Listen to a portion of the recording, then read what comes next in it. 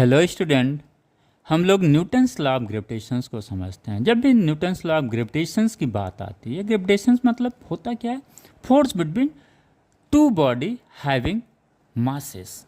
ग्रेविटेशंस का मतलब simple one line, force between two body having masses, right. इसको Newton's ने लॉ में कन्वर्ट किया, तो हम इस लॉ को समझते हैं। इन्होंने क्या बोला कि ये जो फोर्स इन दो बॉडी के बीच लगेगा, इन बॉडी में क्या है? मास है। एक में कैपिटल एम है, एक का दूसरे बॉडी का मास क्या है? स्मॉल एम है।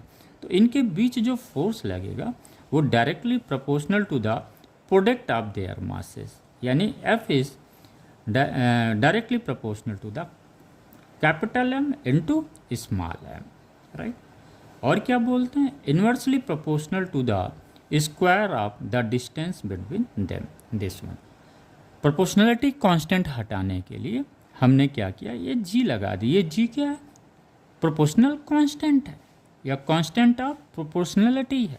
लेकिन ये जो कांस्टेंट ऑफ प्रोपोर्शनलिटी है ऑर्डिनरी नहीं है बच्चों, यहाँ पे बहुत ध्यान रखिएगा। क्योंकि कभी कभी क्या होगा, m1 m2 मास दे देगा, m3 m4 मास दे देगा, m5 m6 मास दे देगा।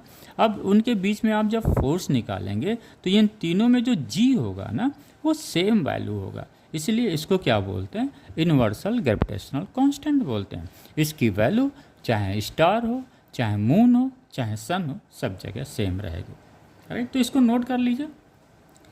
It states that every body in this inverse attracts every other body with a force which is directly proportional to the product of their masses and is inversely proportional to the square of the distance between them, right। इसको और अच्छा समझने के लिए हम एक बार थोड़ा सा बैक में जाते हैं, Kepler's law of planetary motions को। और केपलर्स का ये जो थर्ड लॉ है, इसको हम समझते हैं। ये क्या बोलता है? ये बोलते हैं the square of the time period is directly proportional to the cube of radius of orbit, okay. यहाँ पे प्रोपोर्शनलिटी हटाने के लिए हमने के रख दिया। के क्या है? प्रोपोर्शनल कांस्टेंट है या कांस्टेंट ऑफ प्रोपोर्शनलिटी है। अब आइए, हमें पता है जब भी कोई बॉडी